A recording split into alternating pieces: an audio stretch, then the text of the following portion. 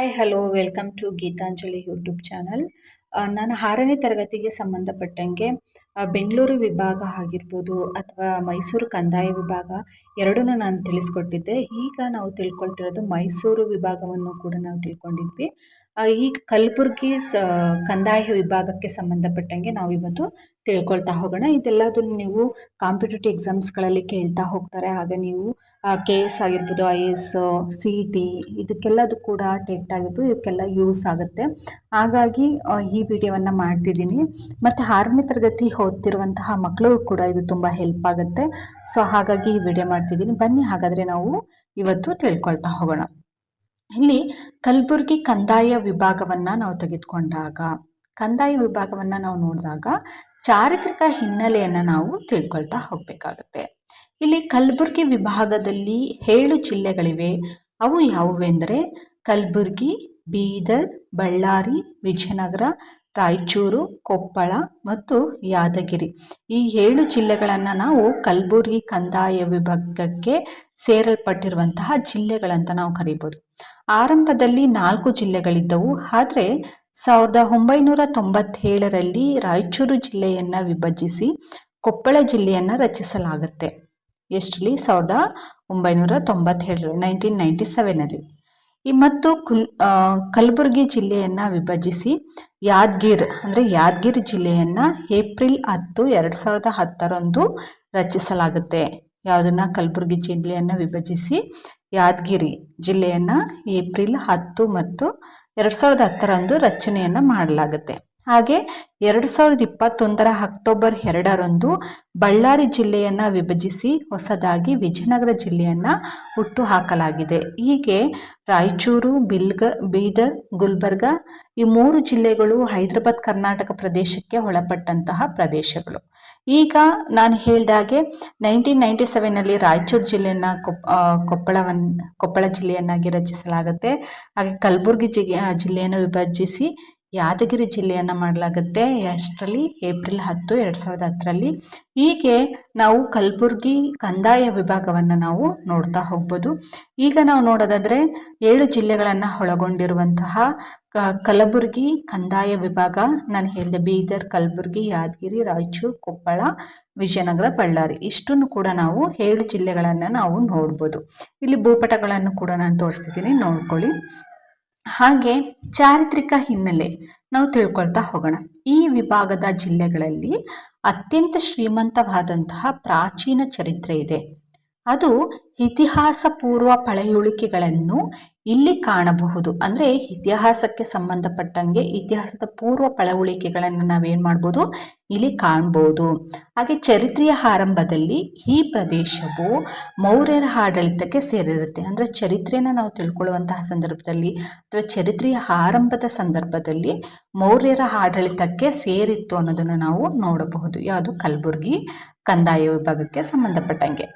ಈಗ ಅದಷ್ಟೇ ಅಲ್ಲದೆ ಇದು ಶಾತವಾಹನರ ಆಳ್ವಿಕೆಗೆ ಒಳಪಟ್ಟಿತ್ತು. ಅಶೋಕನ ಅನೇಕ ಶಿಲಾಶಾಸನಗಳು ಕೂಡ ಇಲ್ಲಿ ದೊರೆತಿವೆ. ಸಾಮಾನ್ಯವಾಗಿ ನಾವು ನೋಡೋದಾದರೆ ಸಾಮಾನ್ಯ ಶಕ 8ನೇ ಶತಮಾನದಲ್ಲಿ ರಾಷ್ಟ್ರಕೂಟ ಸಾಮ್ರಾಜ್ಯ ಆಳ್ವಿಕೆ ನಡೆಸಿದೆ. ಅವರ ರಾಜಧಾನಿಯಾಗಿದ್ದಂತಹ ಮಾನ್ಯಕೇಟ, ಅಂದರೆ ಹಿಂದಿನ ಮಳಖೇಡ ಎಂಬ ಊರನ್ನು ನಾವು ಮಾನ್ಯಕೇಟ ಅಂತ ನಾವು ಕರಿತೀವಿ, ಅದನ್ನು ರಾಜಧಾನಿಯಾಗಿ ಮಾಡಿಕೊಳ್ಳಲಾಗಿರುತ್ತೆ. ಹಾಗೆ ಕಲಬುರಗಿ ಜಿಲ್ಲೆಯಲ್ಲಿದೆ. ಇದು ಎಲ್ಲಿದೆ? ಮಾನ್ಯಕೇಟ ಕಲಬುರಗಿ ಜಿಲ್ಲೆಯಲ್ಲಿರುವಂಥದ್ದನ್ನ ನಾವು ನೋಡ್ಬೋದು. ಅದಾದ ನಂತರ ಬರುವಂಥದ್ದು ಕಲ್ಯಾಣ ಚಾಲುಕ್ಯರು ನಂತರ ಆಳ್ವಿಕೆ ನಡೆಸ್ತಾರೆ. ಅದಾದ ನಂತರ ಬಸವ ಕಲ್ಯಾಣವು ಇವರ ರಾಜಧಾನಿ ಆಗಿರುತ್ತೆ. ಯಾವುದು? ಕಲ್ಯಾಣ ಚಾಲುಕ್ಯರ ರಾಜಧಾನಿ ಯಾವುದು? ಬಸವ ಕಲ್ಯಾಣ ಆಗಿರುತ್ತೆ. ಅದಾದ ನಂತರ ವಿಜಯನಗರ ಜಿಲ್ಲೆಯ ಹಂಪಿಯು ವಿಜಯನಗರ ಅರಸರ ರಾಜಧಾನಿಯಾಗಿರುತ್ತೆ. ಹೀಗೆ ಹಲವಾರು ರಾಜಮನೆತನಗಳು ಕೂಡ ಕಲಬುರಗಿ ಕಂದಾಯ ವಿಭಾಗದ ಆಳ್ವಿಕೆಯನ್ನು ಮಾಡಿದೆ. ಮೊದಲನೇದು ನಾವು ನೋಡಿದ್ವಿ ಮೌರ್ಯರ ಆಡಳಿತಕ್ಕೆ ಒಳಪಟ್ಟು, ಆನಂತರ ಶಾತವಾಹನರ ಆಳ್ವಿಕೆಗೆ ಒಳಪಟ್ಟು, ಅದಾದ ನಂತರ ರಾಷ್ಟ್ರಕೂಟರ ಸಾಮ್ರಾಜ್ಯ ಆಳ್ವಿಕೆ ನಡೆಸುತ್ತೆ. ಅದಾದ ನಂತರ ಕಲ್ಯಾಣ ಚಾಲುಕ್ಯರ ಆಳ್ವಿಕೆ ನಡೆಸ್ತಾರೆ. ಆದ ನಂತರ ವಿಜಯನಗರ ಸಾಮ್ರಾಜ್ಯ ಅಂದರೆ ವಿಜಯನಗರದ ಅರಸರು ಕೂಡ ಇಲ್ಲಿ ಆಳ್ವಿಕೆಯನ್ನು ನಡೆಸುವಂಥದ್ದನ್ನ ನಾವು ನೋಡ್ಬೋದು. ಇದು ಒಂದು ಚರಿತ್ರೆಯನ್ನು ನಾವು ಕಾಣಬಹುದಾಗಿದೆ. ಇತಿಹಾಸವನ್ನು ನೋಡುವಂಥ ಸಂದರ್ಭದಲ್ಲಿ ಯಾವ್ಯಾವ ರಾಜಮನೆತನಗಳು ಆಳ್ವಿಕೆಯನ್ನು ಮಾಡಿದ್ವು ಅನ್ನೋದನ್ನು ನಾವಿಲ್ಲಿ ತಿಳ್ಕೊಂಡ್ವಿ. ಹಾಗಾದರೆ ಪ್ರಸಿದ್ಧ ವಚನಕಾರರಾದಂತಹ ಬಸವಣ್ಣನವರ ನೇತೃತ್ವದಲ್ಲಿ ನಡೆದಂತಹ ವಚನ ಚಳುವಳಿಯ ಕೇಂದ್ರವಾದಂತಹ ಕಲ್ಯಾಣವು ಕೂಡ ಕಲಬುರಗಿ ವಿಭಾಗಕ್ಕೆ ಸೇರಿದೆ. ಅಂದರೆ ಬಸವ ಕಲ್ಯಾಣನು ಕೂಡ ಎಲ್ಲಿಗೆ ಸೇರಿದೆ? ಕಲಬುರಗಿ ಜಿಲ್ಲೆಗೆ ಸಂಬಂಧಪಟ್ಟಂಗೆ ನಾವು ನೋಡ್ಬೋದು. ಹೀಗೆ ಮುಂದೆ ಮಧ್ಯಯುಗದಲ್ಲಿ ಬಹುಮನಿ ಅರಸರು ಕೂಡ ಅಧಿಕಾರಕ್ಕೆ ಬರ್ತಾರೆ. ಬಹುಮನಿ ಅರಸರು ಕೂಡ ಏನು ಮಾಡ್ತಾರೆ? ಅಧಿಕಾರಕ್ಕೆ ಬರ್ತಾರೆ. ಆ ವಿಭಾಗಕ್ಕೆ ಸೇರಿದಂತೆ ಮುಂದೆ ಮಧ್ಯಯುಗದ ಬಹುಮನಿ ಅರಸರು ಅಧಿಕಾರಕ್ಕೆ ಬಂದ ನಂತರ ಅವರ ರಾಜಧಾನಿಯನ್ನು ಕಲಬುರಗಿಯನ್ನು ಮಾಡ್ಕೋತಾರೆ. ಯಾರು? ಮಧ್ಯಯುಗದ ಬಹುಮನಿ ಅರಸರು ರಾಜಧಾನಿ ಕಲಬುರಗಿ ಆಗಿರುತ್ತೆ. ಈಗ ನಿಮಗೆ ಕ್ವಶನ್ಸನ್ನು ಕೇಳ್ತಾ ಹೋಗ್ಬೋದು. ಬಹುಮನಿ ಅರಸರು ಅಧಿಕಾರಕ್ಕೆ ಬಂದಾಗ ರಾಜಧಾನಿ ಯಾವುದಾಗಿತ್ತು ಅಂದರೆ ಕಲಬುರಗಿ ಆಗಿತ್ತು ಅಂತ ನೀವು ಬರೀಬೇಕಾಗತ್ತೆ. ಹೀಗೆ ಬಹುಮನಿ ಮತ್ತು ವಿಜಯನಗರ ಸಾಮ್ರಾಜ್ಯಗಳ ಪತನದ ನಂತರ ಕಲಬುರಗಿ ಪ್ರದೇಶವು ಹೈದರಾಬಾದ್ ನಿಜಾಮನ ಆಳ್ವಿಕೆಗೆ ಒಳಪಟ್ಟಿತ್ತೆ. ಯಾವುದು? ಬಹುಮನಿ ಮತ್ತು ವಿಜಯನಗರಗಳ ಸಾಮ್ರಾಜ್ಯದ ಪತನ ನಂತರ ಹೈದರಾಬಾದ್ ನಿಜಾಮನ ಆಳ್ವಿಕೆಗೆ ಕಲಬುರಗಿ ಒಳಪಡುತ್ತೆ. ಮುಂದೆ 1948 ನಿಜಾಮ್ ಸಂಸ್ಥಾನ ಭಾರತ ಗಣರಾಜ್ಯದಲ್ಲಿ ವಿಲೀನಗೊಳ್ಳುತ್ತೆ. ಅಂದರೆ 1948 ಏನಾಗುತ್ತೆ? ನಿಜಾಮ್ ಸಂಸ್ಥಾನ ಭಾರತ ಗಣರಾಜ್ಯದಲ್ಲಿ ವಿಲೀನಗಳನ್ನು ಹೊಂದುವಂಥದ್ದನ್ನು ನಾವು ನೋಡ್ಬೋದು. ಹೀಗೆ ರಾಜ್ಯ ಪುನರ್ವಿಂಗಡಣೆ ಯೋಜನೆಯ ಪ್ರಕಾರ 1956 ಅಂದರೆ 1956ರಲ್ಲಿ ನಿಜಾಮ್ ಸಂಸ್ಥಾನದ ವಶದಲ್ಲಿದ್ದಂತಹ ಬೀದರ್, ಕಲಬುರಗಿ, ರಾಯಚೂರು ಜಿಲ್ಲೆಗಳು ಕರ್ನಾಟಕದಲ್ಲಿ ವಿಲೀನಗೊಳ್ತವೆ. ಅಂದರೆ ಕರ್ನಾಟಕಕ್ಕೆ ಅದೇನಾಗುತ್ತೆ? ಸೇರಿಕೊಳ್ಳುತ್ತೆ. ಹೀಗೆ ಕಲಬುರಗಿಯು ಕೂಡ ವಿಭಾಗೀಯ ಕೇಂದ್ರವಾಗಿದೆ. ಮದ್ರಾಸ್ ಪ್ರಾಂತ್ಯಕ್ಕೆ ಸೇರಿದಂತಹ ಅವಿಭಜಿತ ಬಳ್ಳಾರಿ ಜಿಲ್ಲೆಯು ಕೂಡ ಕರ್ನಾಟಕದಲ್ಲಿ ಏನು ಮಾಡುತ್ತೆ? ವಿಲೀನಗೊಳ್ಳುವಂಥದ್ದನ್ನ ನಾವು ನೋಡ್ಬೋದು. ಈಗ ಬಳ್ಳಾರಿ ಜಿಲ್ಲೆ ಯಾವುದಕ್ಕೆ ಸೇರಿರುತ್ತೆ? ಮದ್ರಾಸ್ ಪ್ರಾಂತ್ಯಕ್ಕೆ ಸೇರಿರುತ್ತೆ. ಸೊ ಹಾಗಾಗಿ ಮದ್ರಾಸ್ ಪ್ರಾಂತ್ಯದಲ್ಲಿ ಇದ್ದಂತಹ ಬಳ್ಳಾರಿ ಜಿಲ್ಲೆಯು ಕೂಡ ಕರ್ನಾಟಕಕ್ಕೆ ಸೇರ್ಪಡೆಯನ್ನು ಹೊಂದುವಂಥದ್ದನ್ನ ನಾವು ನೋಡಬಹುದು. ಹೀಗೆ ಬಹುಮನಿ ಮತ್ತು ವಿಜಯನಗರ ಆಳ್ವಿಕೆಯ ನಂತರ ಅನೇಕ ಪಾಳೆಗಾರರು ಕೂಡ ಆಳ್ವಿಕೆಯನ್ನು ನಡೆಸುವಂಥದ್ದನ್ನ ನಾವು ನೋಡಬಹುದು. ಈ ಪ್ರದೇಶದಲ್ಲಿ ಸ್ವತಂತ್ರರಾಗ್ತಾರೆ. ಅವರಲ್ಲಿ ಹರಪನಹಳ್ಳಿ ಅಂದರೆ ಪಾಳೆಗಾರರನ್ನ ನಾವು ನೋಡ್ತೀವಿ. ವಿಜಯನಗರ ಮತ್ತು ಬಹುಮನಿ ಆಳ್ವಿಕೆಯ ನಂತರ ಅನೇಕ ಪಾಳೆಗಾರರು ಆಳ್ವಿಕೆಯನ್ನು ಮಾಡ್ತಾರೆ. ಅವರಲ್ಲಿ ಪ್ರಮುಖರು ಅಂತ ಅಂದರೆ ಹರಪನಹಳ್ಳಿ, ಜರಿಮಲೆ, ಸಂಡೂರು ಮತ್ತು ಸುರಪುರ ಪಾಳೆಗಾರರು ಕೂಡ ಪ್ರಸಿದ್ಧಿ ಆಗಿರುವಂಥದ್ದನ್ನ ನಾವು ನೋಡ್ಬೋದು. ಈಗ ಸುರಪುರ ನಾಯಕರಾಗಿರೋದು ವೆಂಕಟಪ್ಪ ನಾಯಕ. ಸೊ ಇವರೆಲ್ಲರನ್ನು ಕೂಡ ಯಾವ ರೀತಿ ಆಳ್ವಿಕೆಯನ್ನು ಮಾಡ್ತಿದ್ದಾರೆ. ಮತ್ತು ಸುರಪುರ ಸಂಸ್ಥಾನ ಅಂತ ನಾವು ಕರಿತಿರ್ತೀವಿ. ಜಮಖಂಡಿ ಸಂಸ್ಥಾನ ಆಗಿರ್ಬೋದು.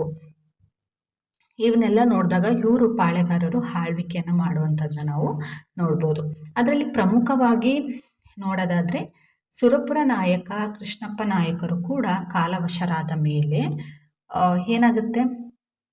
ಕಾಲವಶವಾಗ್ತಾರೆ. ಅದಾದ ನಂತರ ಏನಾಗುತ್ತೆ ಅಂತಂದರೆ ಅನೇಕ ರಾಜಮನೆತನಗಳು ಕೂಡ ಅಂದರೆ ಪಾಳೆಗಾರರು ಕೂಡ ವಿಲೀನಗೊಂಡಂಥ ನಂತರ ಸಂಡೂರು ಈಗ ಕಾಲವಶರಾದ್ರ ಮೇಲೆ ಅವರ ಮಗ ಏನು ಮಾಡ್ತಾರೆ ಅಂದರೆ ಸುರಪುರ ನಾಯಕ ಕೃಷ್ಣ ನಾಯಕರು ವಿಧಿವಶರಾದ ನಂತರ ಅವರ ಮಗ ವೆಂಕಟಪ್ಪ ನಾಯಕ ಅಧಿಕಾರಕ್ಕೆ ಬರ್ತಾರೆ. ಈ ವೆಂಕಟಪ್ಪ ನಾಯಕ ಅಧಿಕಾರಕ್ಕೆ ಬಂದಂಥ ಸಂದರ್ಭದಲ್ಲಿ ಪ್ರಥಮ ಸ್ವಾತಂತ್ರ್ಯ ಸಂಗ್ರಾಮದ ಬಗ್ಗೆ ತಿಳಿದುಕೊಂಡಿದ್ದಂತಹ ಅಂದರೆ ಯಾವುದು ಸಿಪಾಯಿ ದಂಗೆ ಅಂತ ನಾವು ಕರಿತೀವಲ್ವಾ, ಅದನ್ನು ಪ್ರಥಮ ಸ್ವಾತಂತ್ರ್ಯ ಸಂಗ್ರಾಮದ ಬಗ್ಗೆ ತಿಳಿದುಕೊಂಡಂತಹ ವೆಂಕಟಪ್ಪ ನಾಯಕರು ಕೂಡ ಬ್ರಿಟಿಷರ ವಿರುದ್ಧ ಹೋರಾಟಕ್ಕೆ ಹಿಡಿತಾರೆ. ಅಂದರೆ ಬ್ರಿಟಿಷರ ವಿರುದ್ಧ ಹೋರಾಟವನ್ನು ಮಾಡೋದಕ್ಕೆ ವೆಂಕಟಪ್ಪ ನಾಯಕನು ಕೂಡ ಪ್ರಮುಖವಾದ ಪಾತ್ರವನ್ನು ವಹಿಸ್ತಾರೆ. ಹೀಗೆ ಆದರೆ ವೆಂಕಟಪ್ಪ ನಾಯಕರನ್ನು ಸೆರೆ ಹಿಡಿದಂತಹ ಬ್ರಿಟಿಷರು ಅವರನ್ನು ಸೆರೆಮನೆಗಡ್ತಾರೆ. ಯಾರು? ಬ್ರಿಟಿಷರ ವಿರುದ್ಧ ಹೋರಾಟವನ್ನು ಮಾಡುತ್ತಿದ್ದಂತಹ ವೆಂಕಟಪ್ಪ ನಾಯಕನನ್ನು ಬ್ರಿಟಿಷರು ಏನು ಮಾಡ್ತಾರೆ? ಸೆರೆ ಹಿಡಿದು ಸೆರೆಮನೆಗೆ ಹಾಕ್ತಾರೆ. ಅದಾದ ನಂತರ ಬ್ರಿಟಿಷರ ಬಗ್ಗೆ ತಿಳಿದುಕೊಂಡಿದ್ದಂತಹ ವೆಂಕಟಪ್ಪ ನಾಯಕರು ಬ್ರಿಟಿಷರ ವಿರುದ್ಧ ಹೋರಾಟಕ್ಕಿಳಿದು ಅದಾದ ನಂತರ ಸೆರೆ ಹಿಡಿತಾರೆ. ಬ್ರಿಟಿಷರನ್ನು ಸೆರೆಮನೆಗಟ್ಟಿದ್ದಾರೆ. ಅದಾದ ನಂತರ ಬ್ರಿಟಿಷರು ಸುರಪುರವನ್ನು ಹೈದರಾಬಾದ್ ನಿಜಾಮನಿಗೆ ಕೊಡುಗೆಯಾಗಿ ನೀಡ್ತಾರೆ. ಯಾರು? ಬ್ರಿಟಿಷರು ಸುರಪುರವನ್ನು ಹೈದರಾಬಾದ್ ನಿಜಾಮನಿಗೆ ಕೊಡುಗೆಯಾಗಿ ನೀಡ್ತಾರೆ. ಹೀಗೆ ಬೀದರ್, ಕಲಬುರಗಿ ಮತ್ತು ರಾಯಚೂರು ಜಿಲ್ಲೆಗಳು ವೆಂಕಟಪ್ಪ ನಾಯಕನು ಏನಾಗ್ತಾರೆ? ವಿಧಿವಶರಾಗ್ತಾರೆ. ಕಾಲವಾದ ಮೇಲೆ ಅವರ ಮಗ ಏನು ಮಾಡ್ತಾರೆ? ವೆಂಕಟಪ್ಪ ನಾಯಕ ಅಧಿಕಾರಕ್ಕೆ ಬರ್ತಾರೆ. ಅಂದರೆ ಸುರಪುರದ ನಾಯಕ ಆದಂತಹ ಕೃಷ್ಣಪ್ಪ ನಾಯಕರು ವಿಧಿವಶರಾದ ಮೇಲೆ ಅವರ ಮಗ ವೆಂಕಟಪ್ಪ ನಾಯಕ ಅಧಿಕಾರಕ್ಕೆ ಬರ್ತಾರೆ. ಅಧಿಕಾರಕ್ಕೆ ಬಂದಂತಹ ಸಂದರ್ಭದಲ್ಲಿ ಪ್ರಥಮ ಸ್ವಾತಂತ್ರ್ಯ ಸಂಗ್ರಾಮದ ಬಗ್ಗೆ ಅಪಾರವಾಗಿ ಇವರು ತಿಳಿದುಕೊಂಡಿರ್ತಾರೆ. ಯಾರು? ವೆಂಕಟಪ್ಪ ನಾಯಕರು. ಈ ಬ್ರಿಟಿಷರ ವಿರುದ್ಧ ಹೋರಾಟಕ್ಕಿಳಿತಾರೆ. ಯಾರು? ಬ್ರಿಟಿಷರ ವಿರುದ್ಧ ವೆಂಕಟಪ್ಪ ನಾಯಕರು ಹೋರಾಟವನ್ನು ಮಾಡೋದಕ್ಕೆ ಶುರು ಮಾಡ್ತಾರೆ. ಆದರೆ ವೆಂಕಟಪ್ಪ ನಾಯಕರನ್ನು ಸೆರೆ ಹಿಡಿದ ಬ್ರಿಟಿಷರು ಅವರನ್ನು ಸೆರೆಮನೆಗೆ ಕಳಿಸ್ತಾರೆ. ಯಾರನ್ನು? ವೆಂಕಟಪ್ಪ ನಾಯಕರನ್ನು. ಆದರೆ ಬ್ರಿಟಿಷರು ಸೆರೆ ಹಿಡಿದ ನಂತರ ವೆಂಕಟಪ್ಪ ನಾಯಕನ ಆ ಒಂದು ಪ್ರದೇಶವನ್ನು ಏನು ಮಾಡ್ತಾರೆ? ಬ್ರಿಟಿಷರು ಸುರಪುರವನ್ನು ಹೈದರಾಬಾದ್ ನಿಜಾಮನಿಗೆ ಕೊಡುಗೆಯಾಗಿ ನೀಡ್ತಾರೆ. ಯಾರು? ವೆಂಕಟಪ್ಪ ನಾಯಕನ ಬ್ರಿಟಿಷರು ಸೆರೆಯಲ್ಲಿ ಇಟ್ಟ ನಂತರ ಆ ಒಂದು ಪ್ರದೇಶವನ್ನು ಬ್ರಿಟಿಷರು ಏನು ಮಾಡ್ತಾರೆ? ಹೈದರಾಬಾದ್ ನಿಜಾಮನಿಗೆ ಸುರಪುರವನ್ನು ಕೊಡುಗೆಯಾಗಿ ನೀಡ್ತಾರೆ. ಹೀಗೆ ಬೀದರ್, ಕಲಬುರ್ಗಿ ಮತ್ತು ರಾಯಚೂರು ಜಿಲ್ಲೆಗಳು ನಿಜಾಂ ಸಂಸ್ಥಾನದ ಭಾಗವಾಗ್ತವೆ. ಯಾವ್ಯಾವುದು? ಬೀದರು, ಕಲಬುರ್ಗಿ, ರಾಯಚೂರು ಈ 3 ಜಿಲ್ಲೆಗಳು ಯಾರ ಸಂಸ್ಥಾನಕ್ಕೆ ಒಳಗೊಂಡಿರುತ್ತೆ? ನಿಜಾಮ ಸಂಸ್ಥಾನದ ಭಾಗವಾಗಿ ಇರುತ್ತೆ. ಈ ಜಿಲ್ಲೆಗಳು 1956ರಲ್ಲಿ ಕರ್ನಾಟಕಕ್ಕೆ ಏನಾಗುತ್ತೆ? ವಿಲೀನವಾಗುತ್ತೆ. 1948ಅಲ್ಲಿ ಸ್ವಾತಂತ್ರ್ಯ ಬರುತ್ತೆ. ಯಾವುದು? ಹೈದರಾಬಾದ್ ಕರ್ನಾಟಕಕ್ಕೆ ಅಥವಾ ಹೈದರಾಬಾದ್ ಸಂಸ್ಥಾನಕ್ಕೆ. ಅದಾದ ನಂತರ 1956ಅಲ್ಲಿ ಏನಾಗುತ್ತೆ? ಕರ್ನಾಟಕಕ್ಕೆ ಈ 3 ಜಿಲ್ಲೆಗಳು ಕೂಡ ಒಳಪಡುವಂಥದ್ದನ್ನು ನಾವು ನೋಡ್ಬೋದು. ಹೀಗೆ ಹೈದರಾಬಾದ್ ಕರ್ನಾಟಕ ಪ್ರದೇಶದ ವಿಮೋಚನಾ ಹೋರಾಟ ಯಾವ ರೀತಿ ಇತ್ತು ಅನ್ನೋದನ್ನ ನಾವಿಲ್ಲಿ ತಿಳ್ಕೊಳ್ತಾ ಹೋಗೋಣ. ಹೈದರಾಬಾದ್ ಸಂಸ್ಥಾನದಲ್ಲಿ ಅಥವಾ ಹೈದರಾಬಾದ್ ಕರ್ನಾಟಕದ ಒಂದು ಭೂಪ್ರದೇಶಗಳೇನಿದೆ ಅಥವಾ ಪ್ರದೇಶಗಳೇನಿದೆ, ಇದು ಒಂದು ರೀತಿಯಾದಂತಹ ಏನದು ಹೋರಾಟವನ್ನು ಮಾಡೋದ್ರಲ್ಲಿ ಒಂದು ಕಡೆ ಬ್ರಿಟಿಷರ ವಿರುದ್ಧ ಹೋರಾಟವನ್ನು ಮಾಡಿದ್ರೆ, ಇನ್ನೊಂದು ಕಡೆ ಹೈದರಾಬಾದ್ ನಿಜಾಮನ ವಿರುದ್ಧ ಹೋರಾಟವನ್ನು ಮಾಡೋದ್ರಲ್ಲಿ ಈ 3 ಜಿಲ್ಲೆಗಳು ಕೂಡ ಅತಿ ಪ್ರಮುಖವಾದಂತಹ ಪಾತ್ರವನ್ನು ವಹಿಸುತ್ತೆ. ಹಾಗಾಗಿ ಭಾರತಕ್ಕೆ ಸ್ವಾತಂತ್ರ್ಯ ಬಂದ ಮೇಲೆ ನಿಜಾಮನು ಭಾರತ ಗಣರಾಜ್ಯದಲ್ಲಿ ತನ್ನ ಸಂಸ್ಥಾನವನ್ನು ವಿಲೀನಗೊಳಿಸಲು ಸಿದ್ಧನಿರ್ತಾನೆ. ಆ ಸಂದರ್ಭದಲ್ಲಿ ಇದರಿಂದ ರೊಚ್ಚಿಗೆದ್ದಂತಹ ಜನರು ನಿಜಾಂಶಾಹಿ ವಿರುದ್ಧ ಹೋರಾಟವನ್ನು ನಡೆಸಿ ಈ ಭಾಗದ ಸ್ವಾತಂತ್ರ್ಯ ಹೋರಾಟದ ನೇತೃತ್ವವನ್ನು ಸ್ವಾಮಿ ರಮಾನಂದ ತೀರ್ಥರು ವಹಿಸ್ಕೊಳ್ತಾರೆ. ಇವರು ಹೈದರಾಬಾದ್ ಸಂಸ್ಥಾನಕ್ಕೆ ಒಂದು ಬೆನ್ನೆಲುಬಾಗಿ ಅಂದರೆ ಸ್ವತಂತ್ರ ಹೋರಾಟಗಾರರಾಗಿ ನಿಂತವರು ಅಂದರೆ ಸ್ವಾಮಿ ರಮಾನಂದ ತೀರ್ಥರು. ಇವರು ವಹಿಸ್ಕೋತಾರೆ.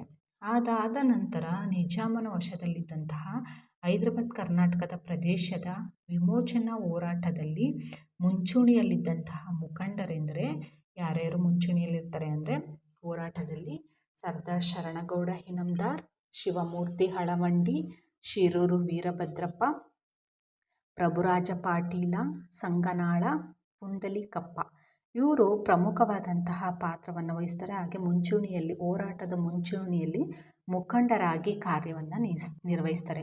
ಅದರ ಜೊತೆಗೆ ಇನ್ನೂ ಮುಂತಾದವರು ಕೂಡ ನಾವು ನೋಡಬಹುದು.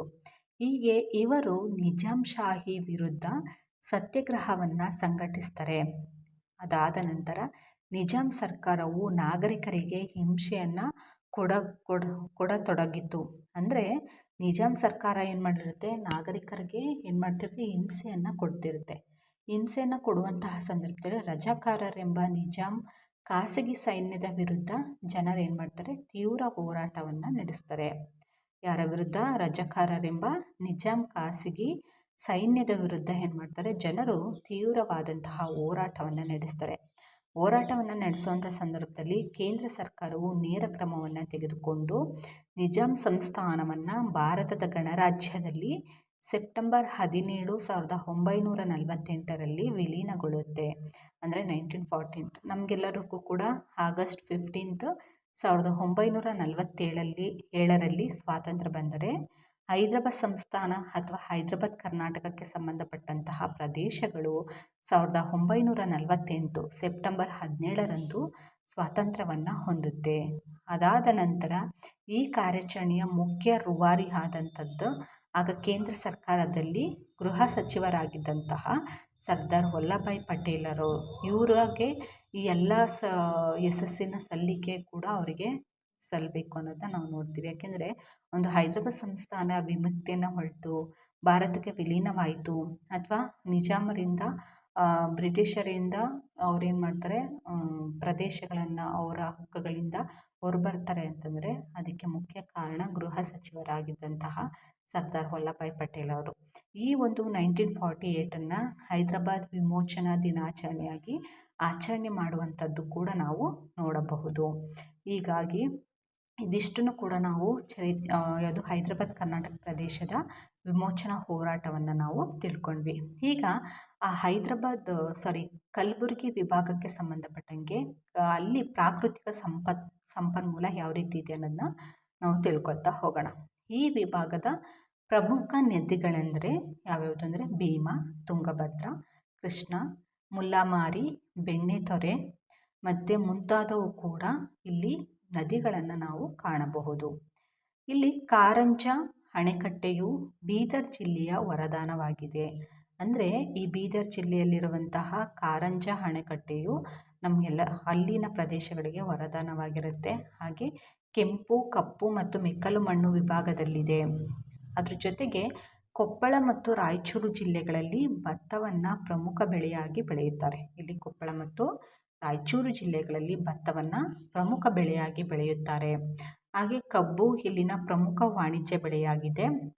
ಹತ್ತಿ, ನವಣೆ, ಕಸಬೆ, ಜೋಳ, ಹುರುಳಿ, ತೊಗರಿ ಮುಂತಾದವು ಕೂಡ ವಿಭಾಗದ ಪ್ರಮುಖ ಬೆಳೆಗಳಾಗಿ ಬೆಳೀತಾ ಹೋಗ್ತಾರೆ. ಈ ವಿಭಾಗದ ಜಿಲ್ಲೆಗಳಲ್ಲಿ ಅರಣ್ಯ ಪ್ರದೇಶಗಳನ್ನು ನಾವು ನೋಡೋದಾದರೆ ಇಲ್ಲಿ ಈ ಕಲಬುರಗಿ ಕಂದಾಯ ವಿಭಾಗದಲ್ಲಿ ಹೆಚ್ಚು ಅರಣ್ಯ ಪ್ರದೇಶಗಳನ್ನು ನಾವು ನೋಡೋಕ್ಕಾಗಲ್ಲ. ಹಾಗೆ ಅರಣ್ಯ ಪ್ರದೇಶಗಳು ವಿರಳವಾಗಿದೆ. ಹಾಗೆ ಬಳ್ಳಾರಿ ಜಿಲ್ಲೆಯ ಸಂಡೂರು ತಾಲೂಕಿನಲ್ಲಿ ದಟ್ಟವಾದ ಅರಣ್ಯ ಪ್ರದೇಶವಿದೆ. ಇಲ್ಲಿ ಬಳ್ಳಾರಿ ಜಿಲ್ಲೆಯಲ್ಲಿ ಸಂಡೂರು ತಾಲೂಕಿನಲ್ಲಿ ದಟ್ಟವಾದ ಅರಣ್ಯ ಪ್ರದೇಶವನ್ನು ನಾವು ಕಾಣಬಹುದು. ಹೀಗೆ ಬೀದರ್ ಜಿಲ್ಲೆಯಲ್ಲಿ ತೆಳುವಾದ ಅರಣ್ಯ ಪ್ರದೇಶವಿದೆ. ಕೊಪ್ಪಳ ಜಿಲ್ಲೆಯಲ್ಲಿ ಅರಣ್ಯ ಪ್ರದೇಶದ ವಿಸ್ತೀರ್ಣ ಕನಿಷ್ಠ ಮಟ್ಟವಾಗಿದೆ ಅನ್ನೋದನ್ನು ನಾವು ತಿಳ್ಕೊಬೋದು. ಹೀಗೆ ಈ ವಿಭಾಗದ ಜಿಲ್ಲೆಗಳಲ್ಲಿ ದೊರೆಯುವಂಥ ಪ್ರಮುಖ ಖನಿಜಗಳೆಂದರೆ ಯಾವ್ಯಾವುದು? ಬೆಳ್ಳಿ, ಸಿಲಿಕಾ, ಚಿನ್ನ ಇವನ್ನ ಕೂಡ ಇಲ್ಲಿ ಬೆಳೆಯುವಂಥದ್ದು. ಮತ್ತು ಇದು ರಾಯಚೂರು ಜಿಲ್ಲೆಯಲ್ಲಿ ಸಿಗ್ತವೆ, ಬೆಳ್ಳಿ ಮತ್ತು ಸಿಲಿಕಾ, ಚಿನ್ನ. ಹಾಗೆ ಕಬ್ಬಿಣದ ಅದಿರು, ಸುಣ್ಣಕಲ್ಲು, ಮ್ಯಾಂಗನೀಸ್ ಅದಿರು ಬಳ್ಳಾರಿಯ ವಿಜಯನಗರದಲ್ಲಿ ಸಿಗುತ್ತೆ. ಅಥವಾ ಬಳ್ಳಾರಿ ವಿಜಯನಗರದಲ್ಲಿ ಯಾವ್ಯಾವುದು? ಕಬ್ಬಿಣದ ಅದಿರು, ಸುಣ್ಣಕಲ್ಲು, ಮ್ಯಾಂಗನೀಸ್ ಅದಿರನ್ನು ನಾವು ಕಾಣಬಹುದು. ಹಾಗೆ ಗ್ರಾನೈಟ್ ಶಿಲೆಯು ವಿಭಾಗದ ಎಲ್ಲ ಜಿಲ್ಲೆಗಳಲ್ಲೂ ದೊರೆಯುತ್ತದೆ. ಗ್ರಾನೈಟ್ ಏನಂದರೆ ಈ 7 ಜಿಲ್ಲೆಗಳಲ್ಲೂ ಕೂಡ ಸಿಗುವಂಥದ್ದನ್ನು ನಾವು ನೋಡ್ತೀವಿ. ಹಾಗೆ ಪ್ರಾಕೃತಿಕ ಸಂಪನ್ಮೂಲ ದೃಷ್ಟಿಯಿಂದ ಇದು ಸಮೃದ್ಧ ವಿಭಾಗವಲ್ಲ ಅನ್ನೋದನ್ನು ಕೂಡ ಇದು ತಿಳಿಸುತ್ತೆ. ಹೀಗೆ ಅರಣ್ಯಗಳನ್ನ ನಾವು ನೋಡೋದಾದರೆ ವನ್ಯ ಮೃಗಧಾಮಗಳನ್ನು ನಾವು ನೋಡೋದಾದರೆ ಈ ವಿಭಾಗವು ಅರಣ್ಯ ಕೊರತೆಯ ವಿಭಾಗವಾಗಿದೆ. ಇಲ್ಲಿ ಹೆಚ್ಚು ಅರಣ್ಯವನ್ನು ನಾವು ನೋಡೋದಕ್ಕೆ ಸಾಧ್ಯ ಆಗಲ್ಲ. ಹಾಗೆ ದೊಡ್ಡ ವನ್ಯಮೃಗಗಳು ಇಲ್ಲಿಲ್ಲ. ಅಂದರೆ ದೊಡ್ಡದಂಥ ವನ್ಯಮೃಗಗಳು ಕೂಡ ನಾವಿಲ್ಲಿ ಕಾಣೋದಕ್ಕೆ ಸಾಧ್ಯ ಇಲ್ಲ. ಆದರೆ ಲಂಗೂರು, ಜಿಂಕೆ, ನರಿ, ಮಂಗಗಳು, ಕರಡಿ, ತೋಳ, ಕಾಡುನಾಯಿ ಮುಂತಾದ ಪ್ರಮುಖ ವನ್ಯಮೃಗಗಳು ಇಲ್ಲಿ ಕಂಡುಬರುತ್ತವೆ. ಹಾಗಾಗಿ ಬಳ್ಳಾರಿ ಜಿಲ್ಲೆಯಲ್ಲಿ ದರೋಜಿ ಕರಡಿ ಧಾಮವಿದೆ. ಇಲ್ಲಿ ಬಳ್ಳಾರಿ ಜಿಲ್ಲೆಯಲ್ಲಿ ದರೋಜಿ ಕರಡಿ ಧಾಮವಿದೆ. ಹಾಗೆ ರಾಯಚೂರು ಜಿಲ್ಲೆಯಲ್ಲಿ ಜಿಂಕೆಗಳು ಕೂಡ ಕಂಡುಬರುತ್ತವೆ. ಇದಿಷ್ಟನ್ನು ಕೂಡ ಅರಣ್ಯಗಳು ಮತ್ತು ವನ್ಯ ಮೃಗಧಾಮಗಳನ್ನು ನಾವು ಕಾಣಬಹುದು. ನೆಕ್ಸ್ಟ್ ಕೃಷಿ ಹಾಗೂ ಕೈಗಾರಿಕೆಗಳು. ಕೃಷಿ ಮತ್ತು ಕೈಗಾರಿಕೆಗಳು ಹೇಗೆ ಕಾರ್ಯವನ್ನು ನಿರ್ವಹಿಸುತ್ತೆ ಅನ್ನೋದನ್ನು ನಾವು ನೋಡ್ತಾ ಹೋಗೋಣ. ಈ ವಿಭಾಗದಲ್ಲಿ ಜನರ ಮುಖ್ಯ ಉದ್ಯೋಗ ಅಂದರೆ ಒಕ್ಕಲುತನ, ಅಂದರೆ ಕೃಷಿಯನ್ನು ಮಾಡುವಂಥದ್ದು. ಇಲ್ಲಿ ಮಳೆಯ ಪ್ರಮಾಣ ಕಡಿಮೆ ಇರುತ್ತೆ. ಇಲ್ಲಿ ಕಲಬುರಗಿ ಕಂದಾಯ ವಿಭಾಗಕ್ಕೆ ಸಂಬಂಧಪಟ್ಟಂಗೆ ಮಳೆಯ ಪ್ರಮಾಣ ಏನಾಗಿರುತ್ತೆ? ಕಡಿಮೆ ಇರುತ್ತೆ. ಮಳೆಯನ್ನು ಅವಲಂಬಿಸಿ ಬೆಳೆಗಳನ್ನು ಬೆಳೆಯಲಾಗುತ್ತೆ. ಅಂದರೆ ಮಳೆ ಏನು ಬರುತ್ತೆ ಆ ಮಳೆಯ ಆಧಾರದ ಮೇಲೆ ಇವರು ಬೆಳೆಗಳನ್ನು ಬೆಳೀತಾ ಹೋಗ್ತಾರೆ. ಹಾಗೆ ಮಳೆಯ ಪ್ರಮಾಣ ಕಡಿಮೆ ಆಗಿರುವುದರಿಂದ ಇಲ್ಲಿ ಮೇಲಿಂದ ಮೇಲೆ ಬರಗಾಲವು ಜನರನ್ನು ಕಾಡ್ತಿರುತ್ತೆ. ಅಂದರೆ ಇಲ್ಲಿ ಮಳೆಯ ಪ್ರಮಾಣ ಕಡಿಮೆ ಇರೋದ್ರಿಂದ ಇಲ್ಲಿ ಬರಗಾಲ ಅನ್ನೋದು ಹೆಚ್ಚು ಕಾಣ್ತಾ ಹೋಗ್ಬೋದು. ಈ ವಿಭಾಗದ ಜಿಲ್ಲೆಗಳನ್ನು ಬರಪೀಡಿತ ಜಿಲ್ಲೆಗಳು ಎಂದು ಕರೆಯಲಾಗುತ್ತದೆ.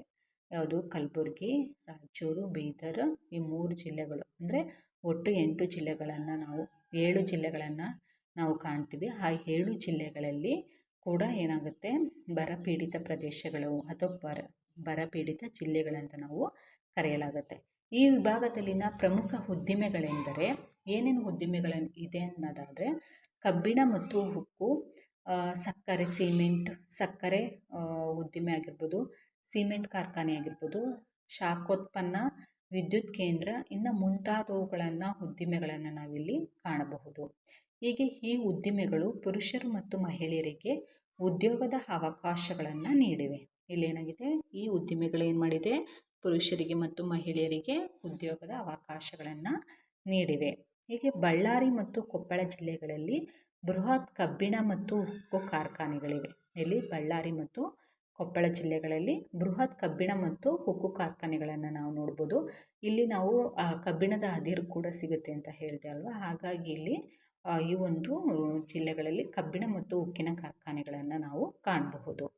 ಯಾದಗಿರಿ ಮತ್ತು ಕಲಬುರಗಿ ಜಿಲ್ಲೆಗಳಲ್ಲಿ ಬೃಹತ್ ಸಿಮೆಂಟಿನ ಕಾರ್ಖಾನೆಗಳಿವೆ. ಯಾದಗಿರಿ ಮತ್ತು ಗುಲ್ಬರ್ಗದಲ್ಲಿ ಏನಿದೆ, ಹೆಚ್ಚು ಸಿಮೆಂಟ್ ಕಾರ್ಖಾನೆಗಳಿವೆ ಅನ್ನೋದನ್ನು ತಿಳಿಸ್ತಾರೆ. ಹೀಗೆ ಬೀದರ್ ಜಿಲ್ಲೆಯ ಬಿದರಿ ಕಲೆಯು ಕೂಡ ಹೆಸರುವಾಸಿಯಾಗಿದೆ. ಬೀದರ್ ಜಿಲ್ಲೆ ಯಾವುದಕ್ಕೆ ಹೆಸರುವಾಸಿಯಾಗಿದೆ, ಬಿದಿರಿ ಕಲೆಗೆ ಹೆಸರುವಾಸಿಯಾಗಿದೆ. ನೀವು ಕ್ವಶನ್ಸನ್ನು ಕೂಡ ಕೇಳ್ಬೋದು. ಅಂದರೆ ಬೀದರ್ ಜಿಲ್ಲೆ ಯಾವ ಕಲೆಗೆ ಹೆಸರುವಾಸಿಯಾಗಿದೆ ಅಂತ ಕೇಳಿದಾಗ ಬಿದರಿ ಕಲೆಗೆ ಹೆಸರುವಾಸಿಯಾಗಿದೆ ಅನ್ನೋದನ್ನ ತಿಳಿಸ್ಬೋದು. ಹೀಗೆ ಈ ವಿಭಾಗದಲ್ಲಿ ಪ್ರವಾಸೋದ್ಯಮವು ಬೆಳೆಯುತ್ತಿದೆ. ಈ ವಿಭಾಗದಲ್ಲಿರುವಂತಹ ಪ್ರಮುಖ ಪ್ರವಾಸಿ ಕೇಂದ್ರಗಳೆಂದರೆ, ಅಂದರೆ ಪ್ರಮುಖವಾದಂತಹ ಪ್ರವಾಸಿ ಕೇಂದ್ರ, ಟೂರಿಸಮ್ ಅಂತ ನಾವು ಕರಿತೀವಲ್ಲ, ಆ ಟೂರಿಸಮ್ಗೆ ಸಂಬಂಧಪಟ್ಟಂಗೆ ಕೇಂದ್ರಗಳನ್ನು ನಾವು ನೋಡೋದಾದರೆ, ವಿಜಯನಗರ ಜಿಲ್ಲೆಯ ಹಂಪಿ, ತುಂಗಭದ್ರೆ ಅಣೆಕಟ್ಟೆ, ಕಲಬುರಗಿ ಜಿಲ್ಲೆಯ ಸನ್ನತಿ, ಖ್ವಾಜಾ ಬಂದೆ ನವಾಜ್ ದರ್ಗಾ, ಬೀದರ್ ಜಿಲ್ಲೆಯಲ್ಲಿನ ಕೋಟೆ, ಬಸವ ಕಲ್ಯಾಣ, ರಾಯಚೂರು ಜಿಲ್ಲೆಯ ಅಟ್ಟಿ ಚಿನ್ನದ ಗಣಿ ಮುಂತಾದವುಗಳನ್ನು ನಾವು ಪ್ರವಾಸಿ ಕೇಂದ್ರಗಳಾಗಿ ಕಾಣಬಹುದು. ಹೀಗೆ ಇಡೀ ಭಾರತದಲ್ಲಿ ಅತಿ ಹೆಚ್ಚು ಚಿನ್ನವನ್ನು ಉತ್ಪಾದನೆ ಮಾಡಿದ ಗಣಿ ಅಂದರೆ ರಾಯಚೂರು ಜಿಲ್ಲೆಯ ಹಟ್ಟಿಯಲ್ಲಿದೆ. ಭಾರತದಲ್ಲೇ ಅತಿ ಹೆಚ್ಚು ಚಿನ್ನವನ್ನು ಉತ್ಪಾದನೆ ಮಾಡುವಂತಹ ಗಣಿ ಯಾವುದು, ರಾಯಚೂರು ಜಿಲ್ಲೆಯಲ್ಲಿರುವಂತಹ ಹಟ್ಟಿಯಲ್ಲಿ ನಾವು ಕಾಣಬಹುದು. ನೆಕ್ಸ್ಟ್ ಇದಿಷ್ಟನ್ನು ನಾವು ಯಾವುದು ಅರಣ್ಯ, ವನ್ಯಮೃಗಗಳು ಮತ್ತು ಕೃಷಿ ಮತ್ತು ಕೈಗಾರಿಕೆಗಳ ಬಗ್ಗೆ ನಾವು ತಿಳ್ಕೊಂಡ್ವಿ. ಈಗ ಕಲೆ, ಸಾಹಿತ್ಯ, ಸಂಗೀತ, ಜಾನಪದ, ನಾಟಕ, ನೃತ್ಯಗಳಿಗೆ ಸಂಬಂಧಪಟ್ಟಂಗೆ ಯಾವ ರೀತಿ ಕೊಡುಗೆಯನ್ನು ನೀಡಿದೆ ಅನ್ನೋದನ್ನ ನಾವು ನೋಡೋಣ. ಕಲಬುರಗಿ ವಿಭಾಗದ ಜಿಲ್ಲೆಗಳು ಆರ್ಥಿಕವಾಗಿ ಹಿಂದುಳಿದಿರಬಹುದು, ಆದರೆ ಕಲೆ, ಸಾಹಿತ್ಯ, ಸಂಗೀತ, ಜಾನಪದ, ನೃತ್ಯ ಮುಂತಾದ ವಿಷಯಗಳಲ್ಲಿ ಅದು ಶ್ರೀಮಂತವಾಗಿದೆ. ಇಲ್ಲಿ ಸಾಹಿತ್ಯಕ್ಕೆ ಸಂಬಂಧಿಸಿದಂತೆ ಕಲಬುರಗಿ ವಿಭಾಗಕ್ಕೆ ಪ್ರಾಚೀನ ಚರಿತ್ರೆ ಇದೆ. ಅದೇನಪ್ಪ ಅಂದರೆ, ಕನ್ನಡದ ಶಾಸ್ತ್ರಕೃತಿ ಕವಿರಾಜ ಮಾರ್ಗ ರಚನೆ ಆದದ್ದು ರಾಷ್ಟ್ರಕೂಟರ ಆಳ್ವಿಕೆಯ ಕಾಲದಲ್ಲಿ. ಆದಿಕವಿ ಪಂಪನು ಅರಸ ಹರಿಕೇಸರಿ ನೀಡಿದ ರಾಜಾಶ್ರಯದಲ್ಲಿ ತನ್ನ ಮಹತ್ವವಾದ ಕಾವ್ಯವನ್ನು ವಿಕ್ರಮಾರ್ಜುನ ವಿಜಯವನ್ನು ರಚಿಸಿದ. ಇದು ಕೂಡ ಸಾಹಿತ್ಯಕ್ಕೆ ಕೊಡುವಂತಹ ಕೊಡುಗೆ. ಹಾಗೆ ಕನ್ನಡದಲ್ಲಿ 3 ರತ್ನಾತ್ರಯರನ್ನು ಗುರುತಿಸಲಾಗುತ್ತಿದೆ. ಅವರು ಯಾರೇ ಅಂದರೆ ಪಂಪ, ಪೊನ್ನ ಮತ್ತು ರನ್ನ. ಈ 3 ಕನ್ನಡದ 3 ತ್ರಿರತ್ನಗಳನ್ನು ನಾವು ಎಲ್ಲಿ ಕಾಣ್ಬೋದು, ಕಲಬುರಗಿ ಕಂದಾಯ ವಿಭಾಗದ ಜಿಲ್ಲೆಗಳಲ್ಲಿ ನಾವು ಕಾಣಬಹುದು. ಈ 3 ಕಲಬುರಗಿ ವಿಭಾಗಕ್ಕೆ ಸೇರಿದವರು. ಕನ್ನಡದ ಪ್ರಥಮ ವ್ಯಾಕರಣ ಗ್ರಂಥ ಶಬ್ದಮಣಿ ದರ್ಪಣವನ್ನು ರಚಿಸಿದ ಕೇಶಿರಾಜ, ಇವರು ಕೂಡ ಕಲಬುರಗಿ ಜಿಲ್ಲೆಗೆ ಸೇರಿದವರು. ಹಾಗಾಗಿ ಸಾಹಿತ್ಯಕ್ಕೆ ಹೆಚ್ಚು ಅಪಾರವಾದ ಕೊಡುಗೆಯನ್ನು ನೀಡಿದವರನ್ನು ನಾವು ಈ ಒಂದು ಕಂದಾಯ ವಿಭಾಗದಲ್ಲಿ ಕಾಣಬಹುದು. ಹಾಗೆ ನೆಕ್ಸ್ಟು ವಚನ ಚಳುವಳಿ ಅನ್ನೋದು ಹೆಚ್ಚು ಪ್ರಚಲಿತವಾದಂತಹ ಚಳುವಳಿ ಅಂತ ನಾವು ಕಾಣ್ಬೋದು.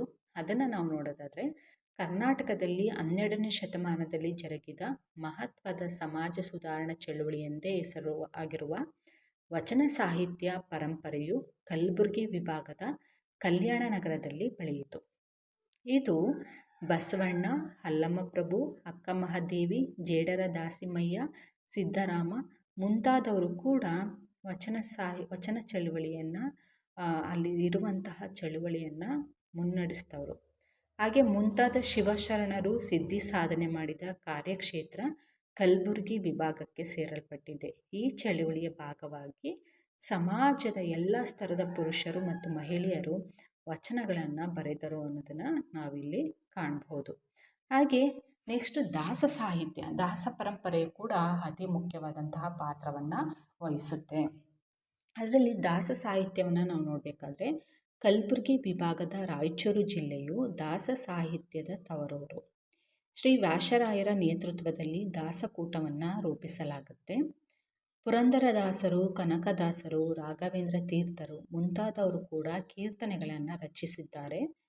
ಹಾಗೆ ದಾಸ ಸಾಹಿತ್ಯದ ಮುಂದೆ ಕರ್ನಾಟಕ ಸಂಗೀತ ಪರಂಪರೆಗೆ ದೊಡ್ಡ ಕೊಡುಗೆಯನ್ನು ಕೊಟ್ಟಿತು.